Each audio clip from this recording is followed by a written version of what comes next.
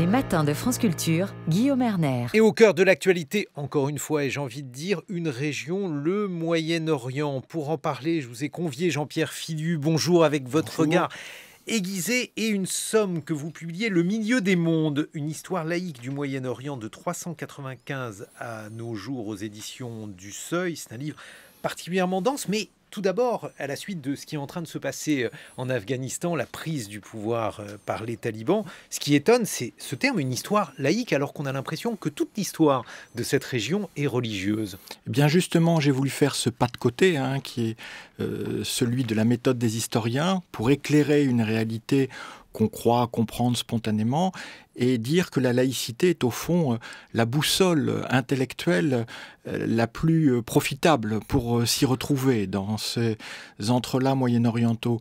Alors histoire laïque, c'est évidemment par rapport aux grands récits religieux, dans cette région qui est le berceau des trois monothéismes, mais aussi par rapport à toutes les histoires sacrées qui ont proliféré.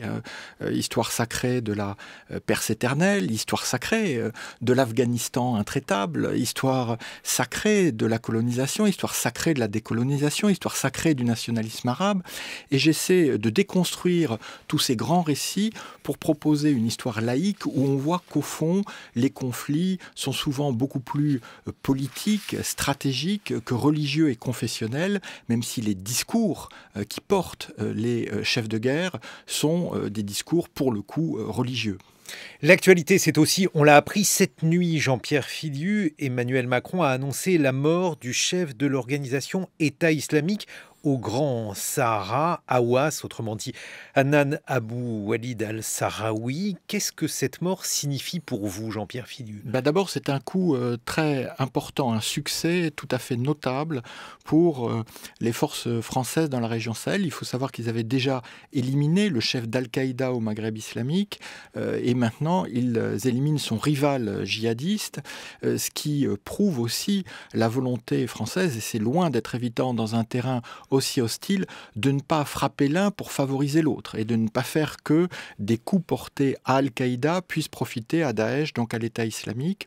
Donc oui, c'est très important et en même temps, on sait d'expérience que l'élimination des chefs, eh bien, ce n'est pas l'éradication de la menace djihadiste. Mais oui, alors d'un côté, donc on va revenir effectivement sur cette concurrence entre différents mouvements terroristes au Moyen-Orient, mais on a vraiment l'impression, Jean-Pierre Filiu, que c'est targeted killings, comme on dit en anglais, ces assassinats ciblés, c'est un peu vider la mer avec une cuillère. Est-ce que c'est le signe que finalement, il ne faudrait pas faire de la politique, négocier, faire de la diplomatie? Qu'en pensez-vous? Je crois qu'il faut tout faire à la fois. Une puissance est par définition une puissance qui ne s'interdit aucun des moyens de la puissance. L'élimination des chefs est importante. Ce sont des organisations très hiérarchisées, dans des environnements hostiles, avec donc énormément de demandes d'instruction qui remontent à la hiérarchie. Donc ça va les déstabiliser pendant un certain temps. Mais effectivement, on l'a vu justement en Afghanistan, la focalisation des Américains sur le body count, sur le tableau de chasse, on pourrait dire, eh bien, il avait beau être impressionnant, à la fin, ils sont partis dans les conditions qu'on sait. Alors, on va revenir sur ces conditions, et puis surtout, il faut revenir sur un pays qui apparaît comme étant l'un des gagnants de cette nouvelle donne, et ce pays, c'est le Qatar qui avait accueilli les négociations entre les États-Unis et les talibans, et qui aujourd'hui semble être le point vers lequel on peut avoir accès aux talibans et à négocier donc sur cette nouvelle donne dans ce pays. Jean-Pierre Filiu, il faut nous présenter ce pays et nous dire ce que cette nouvelle situation change pour la région. Alors, ce qui est fascinant avec le Qatar, mais aussi avec son rival, les Émirats arabes unis, c'est que ce sont des pays sans peuple. Ce sont, dans les deux cas, on n'a que 10% de la population qui sont des nationaux, pour un peu moins de 3 millions d'habitants au Qatar, à peu près 9 aux Émirats, et donc des choix très contrastés. Les Émirats, c'est plutôt une posture martiale, et le Qatar, ça a été justement cet entre-gens qui l'a fait être accusé par le passé de sympathie, voire de complicité avec des mouvements terroristes.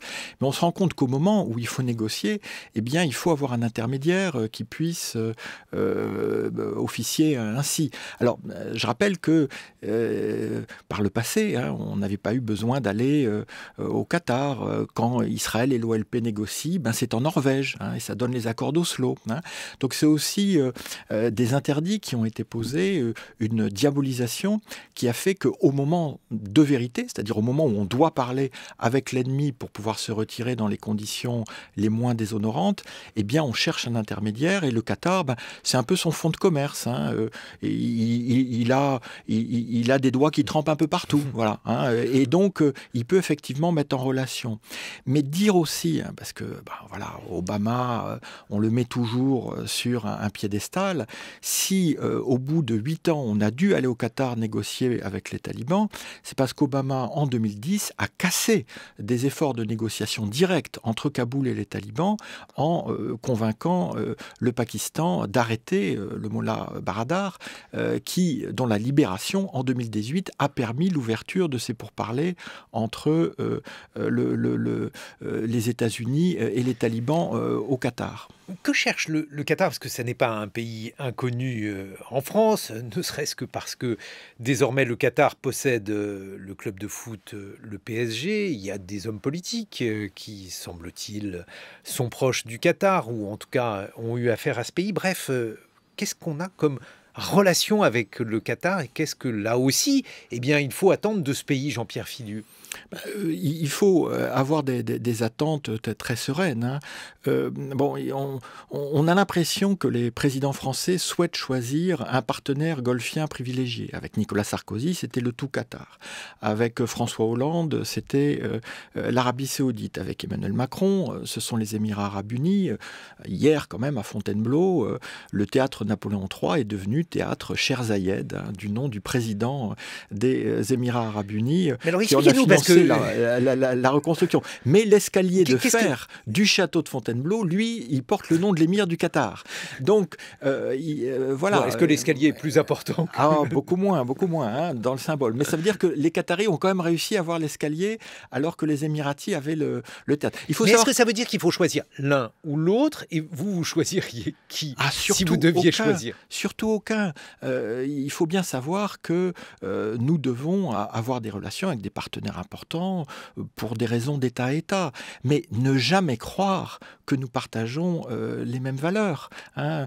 C'est pas parce qu'à Dubaï, on peut prendre de l'alcool à satiété avec des filles aguichantes dans les bars que nous partageons les mêmes valeurs. Donc, savoir que ce sont des autocraties, hein, le Qatar, les Émirats, l'Arabie, et que nous devons à chaque fois traiter sans nous prendre au jeu du discours de modernisation, de progrès, d'ouverture. Pourquoi? Parce que vous pensez que cette modernité n'est qu'une modernité de façade? À partir du moment où il n'y a pas de peuple, la modernité ne peut être que de façade. À partir du moment où dans un pays, on a 10% de nationaux, et je répète, c'est le cas du Qatar comme des Émirats, et 90% d'expatriés qui sont ceux qui font tourner le pays, à partir du moment où au Qatar, hein, c'est le Guardian qui a révélé ça, depuis que le pays s'est vu attribuer la Coupe du Monde de football qui aura lieu donc l'an prochain, on considère, on évalue que 6500 travailleurs immigrés du sous-continent indien sont morts, soit même avec un pourcentage très fort de morts naturelles, ça pose question. Hein. Donc ça veut dire qu'il y a quand même un traitement fait aux étrangers, hein, dans ces pays. Il y a une absence de liberté publique, il y a un gouvernement autocratique. C'est d'ailleurs pour ça que ce sont des pays efficaces, parce qu'ils ne sont que 3 ou 4 ou 5 à prendre toutes les décisions. Mais alors, là aussi, c'est quand même étonnant, cette coupe de football au Qatar, alors qu'il y a eu les mondiaux d'athlétisme à Doha qui ont été une catastrophe. Il y a un super fait d'ailleurs à retrouver à ce sujet. Il faisait beaucoup trop chaud. Enfin bref, on voyait bien que ça n'était pas du tout une bonne idée de placer cette compétition là-bas, d'où l'idée qu'il y avait probablement des choses que l'on ne savait pas sur l'attribution, ou alors que l'on ne sait trop bien. que trop. Voilà, Jean-Pierre Fidu. Ce soft power, il est quand même impressionnant. Oui, ce soft power est impressionnant. Donc il faut le prendre pour ce qu'il est. Mais il faut voir aussi que, quand même dans une région du monde qui est saturée de conflits, de guerres, de massacres, avoir un pays dont on pense ce qu'on veut, et vous avez compris que je n'en pense pas que du bien, mais qui privilégie le soft power sur les bombardements, sur les interventions, sur les ingérences militaires, ce qui est pour le coup la marque de fabrique des Émirats. C'est pas pour rien qu'on les a appelés la Sparte du Moyen-Orient. Eh bien, voilà, aujourd'hui, ils en portent les fruits. Je rappelle en plus que le Qatar sort quand même d'une crise terrible où l'Arabie Saoudite, les Émirats, l'Égypte lui ont imposé un blocus pendant de longues années avec les encouragements de Donald Trump et qu'ils en sont sortis haut la main. Et donc ça, pour eux, c'est une épreuve. Il faut voir que ce sont des pays qui ont une histoire nationale très récente, même s'ils essaient de se reconstruire un passé plus ou moins mythique. Donc ça veut dire que ces épreuves récentes construisent une identité et une forme de patriotisme, même si, j'insiste, elle est réservée à l'élite des 10%. Mais alors justement, l'historien que vous êtes, est-ce qu'il a l'impression d'avoir affaire à des pays qui sont en partie factices? Vous dites qu'ils se reconstruisent des passés mythiques à l'aide de l'archéologie, avec différentes manières justement de mettre en scène ce passé. A-t-on affaire à des pays qui ont été tracés au cordeau avec des lignes artificielles, ou bien s'agit-il d'identité nationale véritable? En même temps, l'un et l'autre. Parce qu'effectivement, ces identités artificielles, à un moment donné, sur la durée, elles produisent dans l'espace de ces frontières artificielles des ensembles avec une rationalité collective, avec une projection extérieure, avec un soft power. Mais c'est, là encore, pour l'historien, c'est fascinant. On a un demi-siècle d'indépendance arabe, de 1922, indépendance formelle de l'Égypte, à 1971, indépendance groupée du Qatar, de Bahreïn, des Émirats arabes unis et d'Oman. À l'époque, je vous assure que ça a fait à peine un entrefilé. Personne ne s'est rendu compte que c'était une date historique. Et pour cause, vu que cette indépendance, elle ne prend sens que 2 ans après, avec le choc pétrolier provoqué par l'Arabie Saoudite, et qui va leur conférer des richesses absolument fabuleuses. Mais on a l'impression justement, à vous lire, Jean-Pierre Fidu, à lire Le Milieu des mondes, le livre que vous publiez aux éditions du Seuil, que la dernière partie de cette histoire, vous parlez de 1922, autrement dit vraiment ce qui façonne le monde contemporain, est une histoire faite de fureur, où il n'y a pas beaucoup de gentils, beaucoup de méchants, beaucoup de calculs, comme dans d'autres régions du monde. Mais là, pour le coup, avec une histoire encore plus tumultueuse, peut-être, et aujourd'hui, on s'aperçoit que l'angélisme n'est plus de mise, c'est-à-dire qu'avec le retrait américain d'Afghanistan, finalement, on semble être définitivement converti à la réelle politique. C'est votre impression? Je doute que les Américains en Afghanistan aient été très angéliques. Au contraire, ils ont été d'une grande brutalité, mais simplement à un moment, ils n'ont plus su pourquoi ils étaient en Afghanistan. Une fois qu'ils avaient renversé les talibans, et que parce qu'ils voulaient faire la guerre et renverser Saddam Hussein, ils ne se sont pas donné les moyens à cette époque-là d'éliminer complètement Al-Qaïda et de tuer Ben Laden, qui leur a vraiment filé entre les doigts à la toute fin de 2001. Donc je crois que c'est plutôt la fin des visions messianiques. Et ça, en tant que tel, c'est pas une mauvaise chose. C'est-à-dire que l'idée qu'il y aurait un empire du bien qui peut exporter ses valeurs généralement à coups de canonnière, moi je vais pas porter le deuil de cette vision. Quant à la réelle politique, il faut faire attention. La réelle politique, c'est pas traiter avec les bourreaux, c'est pas traiter à la gangster, c'est pas dire après tout, voilà. Non, la réelle politique, c'est dire que si ça va mal au Moyen-Orient, c'est parce que les peuples sont exclus du processus de décision. Et là, la réelle politique, c'est de reprendre en compte cette dimension des peuples, y compris dans les circonstances actuelles. Oui, mais alors, il y avait aussi un certain nombre de signes qu'avec la présence américaine, la société afghane, notamment les femmes afghanes, on en parlait tout à l'heure dans les actualités de 7h30, ces femmes, elles ont bénéficié d'une vie complètement différente. Et hélas, il est fort probable que dans les jours qui viennent, on va aboutir à un retour complet en arrière, Jean-Pierre Fidu. Je vais faire un parallèle historique qui va être sévère pour les États-Unis. Les communistes, avec l'aide de l'Union soviétique qui a occupé le pays pendant 10 ans, avaient aussi promu les droits des femmes, et dans des conditions qui avaient fait débat à l'époque. quand l'armée rouge part, et l'Union soviétique est en phase terminale, le régime communiste et les droits des femmes qui y sont liés perdurent pendant 3 ans. On peut quand même s'interroger sur le fait que 20 ans d'intervention américaine ne sont pas arrivés à ancrer profondément, durablement, dans la société afghane, les acquis nécessaires pour les femmes, pour lesquelles on s'inquiète très légitimement aujourd'hui. Justement, qu'est-ce que ça veut dire, vous qui écrivez une histoire laïque? Est-ce que ça veut dire que finalement, ce pays est très loin de nos valeurs laïques? Non, ça ne veut pas dire cela. Ça veut dire qu'il y a les évolutions des sociétés qui sont celles qui produisent le progrès. Il se trouve qu'un intellectuel arabe, un magistrat égyptien, dès 1899, avait fait un livre qui avait fait scandale à l'époque au Caire, qui s'appelait « La libération de la femme ». Et il disait à l'époque où tel sultan, tel souverain disait « je vais libérer les femmes », il dit non, l'important c'est l'évolution de la société, c'est le progressisme de la société. Et à ce moment-là, on aura effectivement une émancipation durable. Mais alors, là aussi, parce que on voit des photos de l'Afghanistan dans les années 60-70, on a l'impression qu'on a affaire finalement à notre monde, et ça n'est plus du tout le cas. C'est un retour en arrière, Jean-Pierre Filiu? Même les photos de 60-70, j'ai consulté récemment la sélection de photographies d'un Américain qui servait pour le Peace Corps dans les provinces les plus reculées. Bon, ça ne change pas beaucoup par rapport à aujourd'hui. Moi-même, j'ai fait de l'aide humanitaire dans l'Afghanistan sous occupation soviétique dans les années 80, je dois avouer que même... Mais pour les villes. Voilà. Oui, pour les villes, bien sûr. Mais là, je vais quand même donner une note d'espoir. Il faut être extrêmement lucide, mais exigeant. Les talibans ont beaucoup plus besoin de nous que nous n'avons besoin d'eux. Donc il y a un rapport de force. Donc on peut leur poser des conditions, et le fait que dans les villes, ils sont au fond mal à l'aise parce qu'ils sont une guérilla rurale, à mon avis, devrait permettre de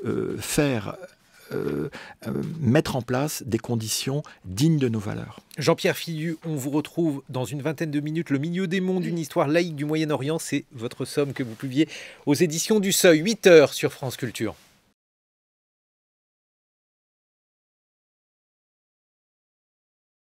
8h23, nous retrouvons le professeur historien à Sciences Po, Jean-Pierre Filiu. Vous publiez Le milieu des mondes, une histoire laïque du Moyen-Orient de 395 à nos jours aux éditions du Seuil. Et si l'on reparle de l'Afghanistan depuis le retrait des troupes américaines, avec une comparaison avec un pays que vous connaissez très bien, la Syrie. Faut-il redouter une forme de propagation comme finalement ce que nous avons vécu avec la guerre en Syrie, Jean-Pierre Filiu?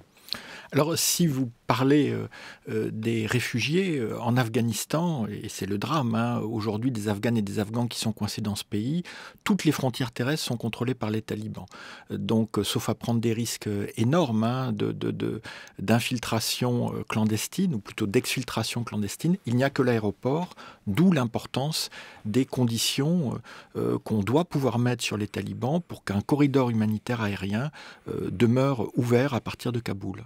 Et sur la manière dont le conflit en Syrie, de proche en proche, a à la fois modifié les cartes de la région, mais aussi mis en péril un certain nombre d'organisations lointaines, d'équilibres lointains, Jean-Pierre Filiu. Alors bon, le milieu des mondes, c'est le Moyen-Orient qui est au cœur de ce carrefour entre l'Europe, l'Afrique et l'Asie, et la Syrie est au cœur du milieu des mondes. Donc tout ce qui se passait en Syrie ne pouvait qu'avoir des répercussions régionales et internationales. Excusez-moi. Les Afghans et donc l'Afghanistan. Le lapsus est terriblement révélateur. Donc l'Afghanistan, lui, est un pays relativement enclavé, relativement périphérique. On voit bien aujourd'hui les connexions qui se font. Mais si les talibans ont changé, je ne crois pas du tout qu'ils aient changé au point de vue de leur doctrine obscurantiste. C'est parce que là, ils ont gagné après une guerre très longue, 20 ans. Ils ne veulent pas, comme en 96-2001, compromettre leurs gains actuels par leurs accointances avec Al-Qaïda, qui sont avérées, mais le ministre de l'Intérieur actuel est le parrain historique d'Al-Qaïda, et on a plusieurs anciens de Guantanamo au gouvernement taliban, mais il faudra là aussi rester extrêmement vigilant du fait de ces complicités plus ou moins avouées. Mais alors là aussi, il faut que vous nous expliquiez quand même, parce qu'on était habitué à avoir une organisation terroriste et non pas plusieurs. Et là, on a l'impression que plusieurs se disputent le marché. Alors, il y a les talibans que l'on a évoqués. Vous venez d'évoquer Al-Qaïda. On a vu aussi qu'il y avait l'État islamique. Quels sont les rapports de ces trois organisations en Afghanistan, Jean-Pierre Filiu? Donc, Taliban, Al-Qaïda, il y a cette connexion historique qui est plus ou moins avouée, avec une présence d'Al-Qaïda en Afghanistan qui est relativement diffuse dans le pays. Al-Qaïda étant une organisation élitiste, donc ce sont quelques centaines de combattants, pas beaucoup plus. L'État islamique au Khorasan, c'est-à-dire la branche afghane de Daesh, elle a entre 500 et 2000 sympathisants et combattants. Ils veulent donc devenir un mouvement de masse. C'est d'ailleurs ce qui avait distingué Al-Qaïda et Daesh durant leur compétition très dure, en Syrie et en Irak bien sûr, mais aussi, on l'évoquait tout récemment, au Sahel, où ils s'affrontent sous le regard des Français qui essaient de taper une fois l'un, une fois l'autre.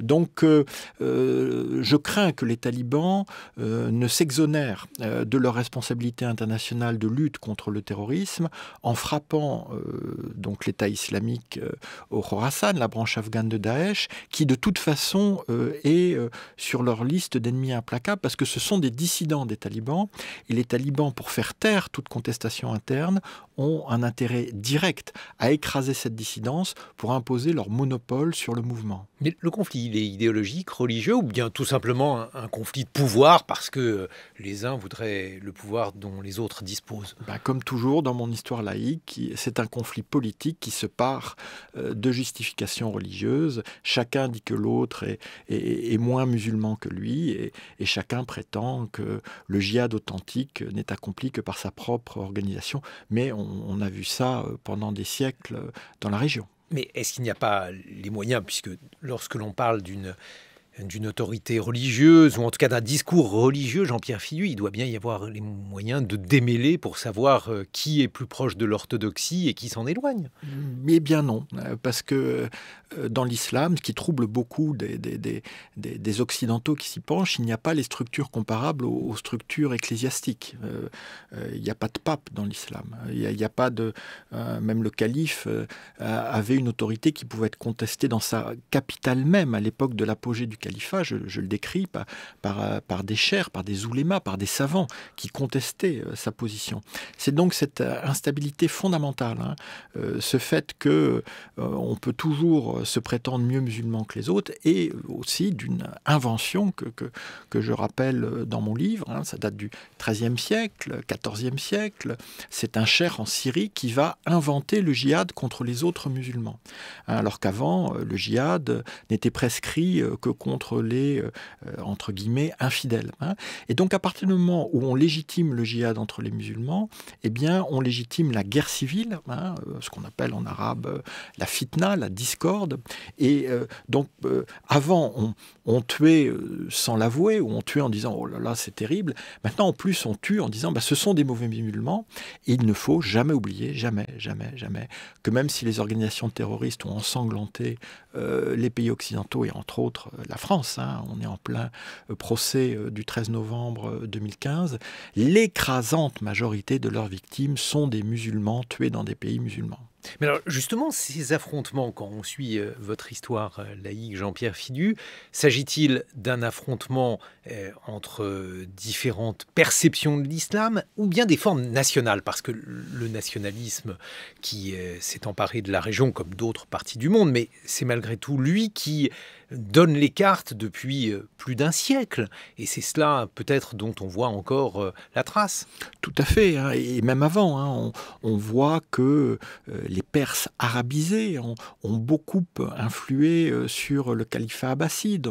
On voit comment la militarisation par des élites, des gardes prétoriennes non arabes, les Mamelouks, plus tard les Ottomans, qui vont devenir sultans et califes, ont contribué à profondément changer l'islam.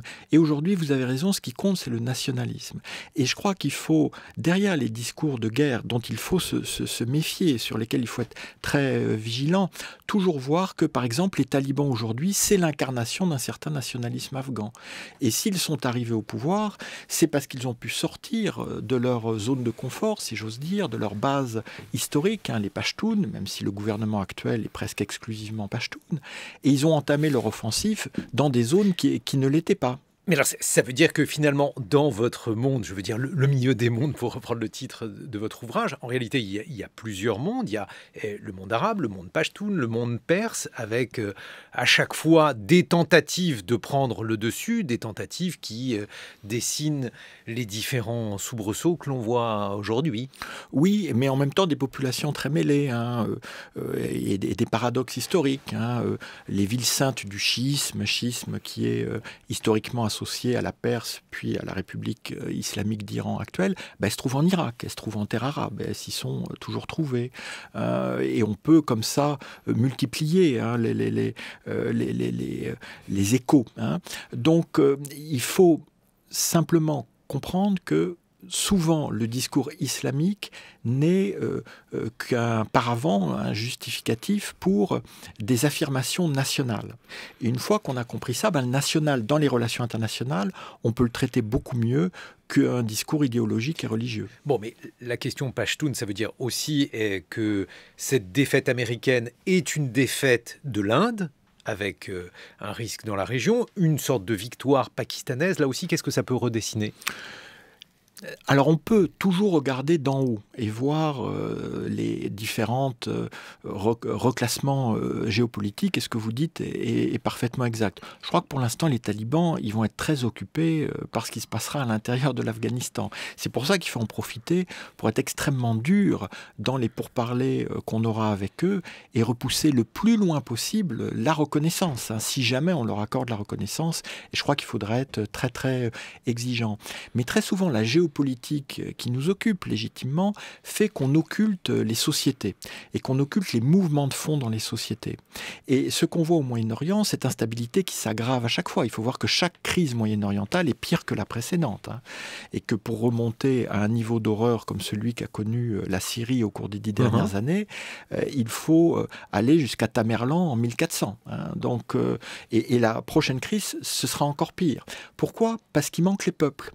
Parce que ces peuples qui ont été dans beaucoup d'autres parties du monde au cœur de la reconstruction nationale et donc géopolitique au XXe siècle, ce sont les grands perdants, ce sont les grands exclus au Moyen-Orient. Mais alors, pourtant, on n'arrête pas aujourd'hui de dire que la victoire des talibans, elle est liée, Jean-Pierre Fidu, à un narratif, comme on dit maintenant, qui a parfaitement fonctionné en Afghanistan, qui consistait à dire aux Afghans « déposez les armes, nous sommes tous frères, à partir du moment où vous déposerez les armes, eh bien, vous aurez la vie sauve, vous ne mourrez pas pour un gouvernement corrompu, et nous pourrons vivre dans une société pacifiée. » Et surtout, vous ne mourrez pas pour une armée infidèle. Je crois que tant qu'on ne comprend pas que les talibans se présentent avant tout comme l'incarnation du nationalisme pashtun, eh bien, du nationalisme afghan, excusez-moi, on ne voit pas ce qui a pu les porter.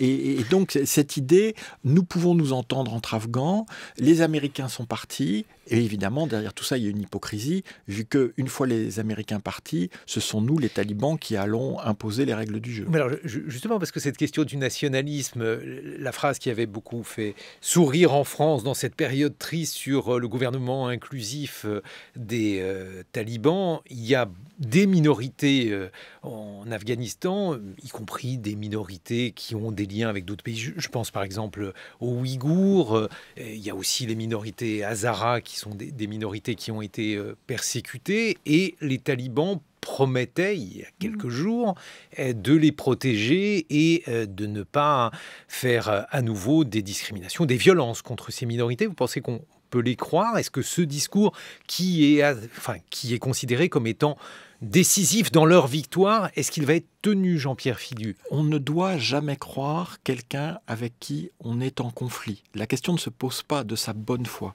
La question est du rapport de force qu'on peut instaurer pour l'obliger à mettre en œuvre ce qu'il prétend être désormais ses convictions.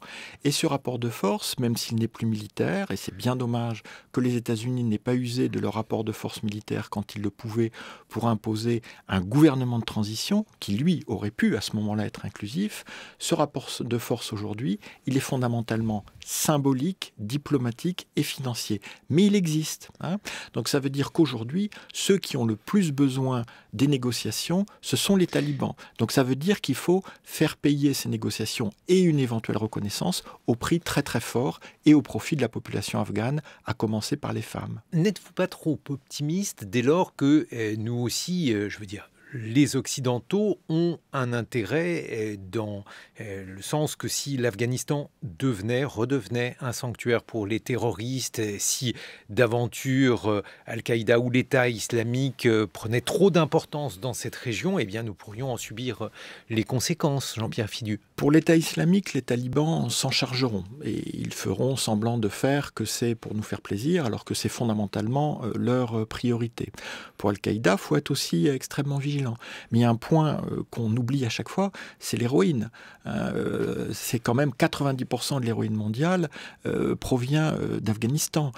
Apparemment, il n'y a que les Russes qui en parlent avec les talibans. Je trouve très étonnant. Alors, là, il faut que vous nous exposiez la chose, puisque a priori, talibans et héroïne, cela faisait mauvais ménage, mais là aussi, ça a été une histoire extrêmement compliquée parce que c'est la substance vivrière d'une partie de la population, parce que les engrais qui sont utilisés pour faire d'autres cultures peuvent être détournés et fabriquer des explosifs. Bref, qu'est-ce que l'on peut dire à ce sujet, Jean-Pierre Fidu? Des choses simples et là encore accablantes. Quand les Américains envahissent l'Afghanistan en 2001, pour des raisons tout à fait légitimes, après le 11 septembre, les talibans ont interdit avec succès la culture du pavot dans l'ensemble du pays et donc la production d'héroïne.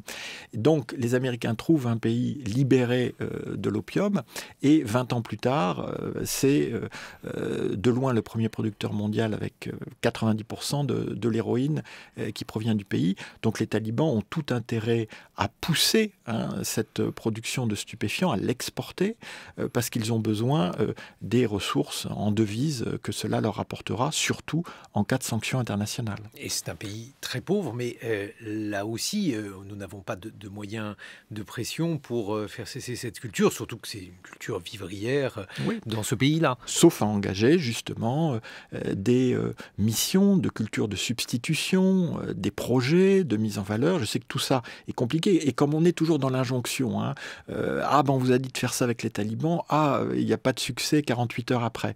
Évidemment, tout ça sera discutable, mais il faut prendre en compte aussi la dimension stupéfiante dans les conditionnalités qu'on devrait imposer aux talibans. Et la situation en Irak, qui est l'autre partie qui pourrait devenir une situation délicate, Jean-Pierre Fidu, est-ce que là aussi il peut y avoir un effet d'entraînement? Est-ce que c'est le prochain pays qu'il va falloir considérer comme étant le signe du désastre des interventions occidentales, si ce n'est pas déjà d'ailleurs le cas? En Irak, la situation est assez simple, vu que, si j'ose dire, la messe est déjà dite. L'intervention américaine a fondamentalement livré l'Irak à l'Iran. Voilà, faut le dire, c'est comme ça.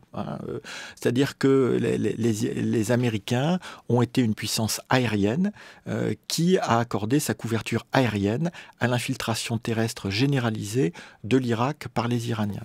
Et qui résiste à cela? Eh bien, les Irakiens. Et qui résistent à cela parmi la population irakienne surtout, eh bien les chiites irakiens. Donc on voit que ça renverse tout à fait les clichés sur chiites, sunnites qu'on nous fait.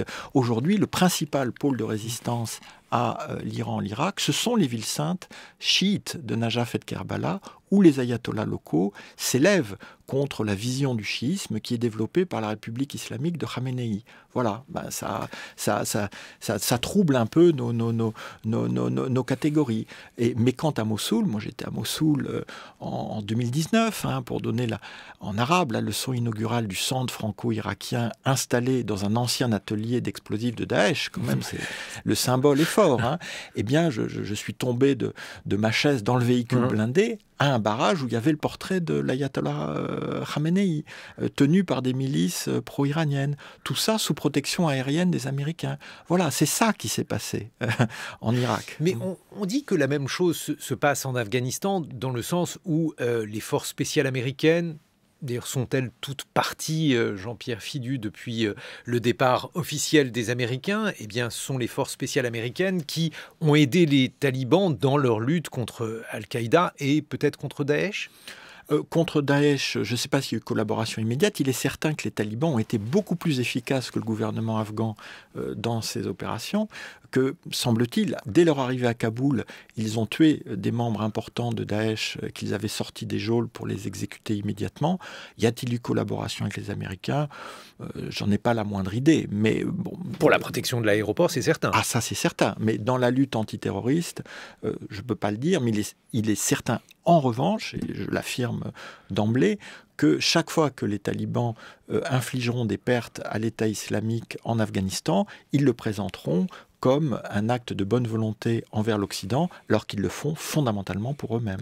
Et la question religieuse, parce que là aussi, on vous suit lorsque vous dites que finalement on a affaire à du nationalisme ou à de la politique déguisée en religion, mais la religiosité, par exemple, de l'Iran, la prise du pouvoir par les mollahs en 1979, peu de mois après, on expliquait que finalement les mollahs allaient être rapidement pendus, qu'ils ne pouvaient pas tenir le pays. Ils le tiennent aujourd'hui et ils le tiennent de manière assez cohérente et assez forte. Est-ce que ça veut dire que toute cette partie du monde va rebasculer dans une religiosité qui sera une religiosité peut-être politique, peut-être nationale, mais en tout cas impossible à renverser?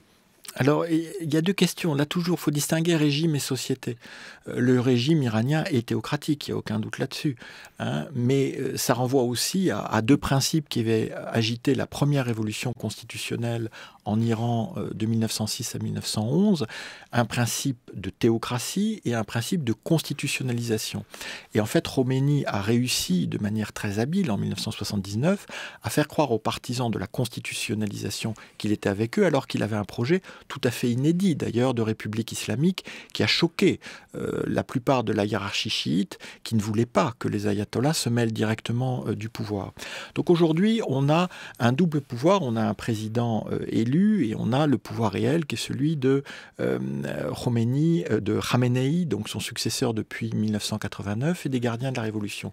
Mais la société iranienne est peut-être, et j'espère pas trop vous choquer, une des sociétés les plus laïques du Moyen-Orient, parce qu'il y a un tel rejet des religieux, la corruption est telle, l'hypocrisie est telle, l'écart entre le discours religieux et la pratique quotidienne est tellement scandaleux que, en fait, les mosquées en Iran sont vides et la pratique religieuse s'est largement repliée sur l'espace privé avec un rejet d'une hiérarchie cléricale qui est perçue comme, allez, on va dire, une bande de tartuffes. Mais c'est justement ça qu'on ne comprend pas, parce que l'Afghanistan, c'est la preuve, si besoin était, que finalement on ne peut pas gouverner un peuple contre lui, qu'on ne peut pas faire une intervention extérieure en lui imposant une forme gouvernementale qui est une forme gouvernementale fantoche. Et donc, semble-t-il, si les talibans sont revenus, c'est parce qu'ils ont utilisé, comme je l'ai dit tout à l'heure, des narratifs, ils ont utilisé les réseaux sociaux et ils ont été finalement accueillis par des gens pour toute une série de raisons, parce que les talibans promettent la paix, parce qu'ils promettent une société apaisée et puis parce qu'ils ont le repoussoir de ce gouvernement corrompu et infidèle, disiez-vous. Comment cela se fait-il qu'en Iran les choses se passent de manière différente, c'est-à-dire que les mollahs soient conspués et cependant toujours au pouvoir?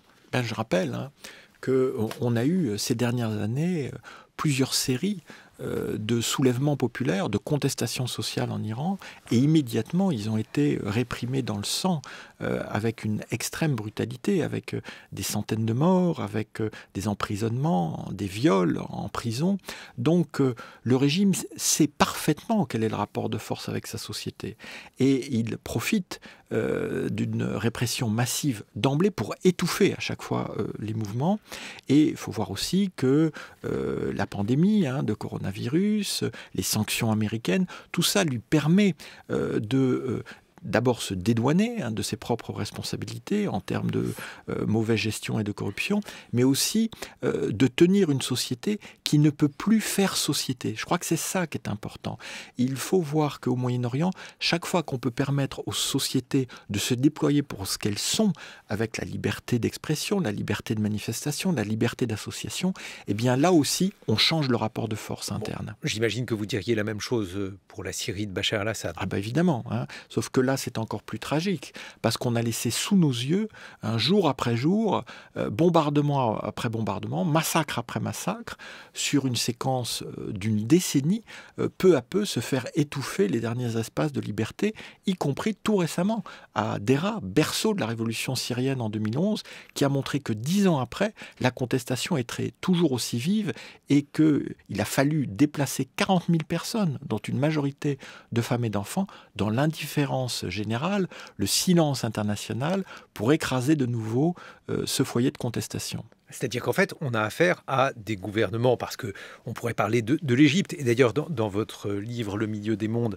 Jean-Pierre Fidu, vous soulignez à quel point le mouvement des frères musulmans a été marginalisé, à quel point aujourd'hui on a affaire à nouveau à une dictature, avec d'autres alliances en Égypte. Mais finalement, il est impossible de percevoir dans cette région-là un gouvernement démocratique ou un gouvernement qui ne fasse pas la guerre à son peuple. C'est pourquoi il faut, quand on traite avec ces régimes, et j'insiste sur le terme de régime, comprendre une fois pour toutes qu'ils sont animés par la raison du régime et non par une quelconque raison d'État.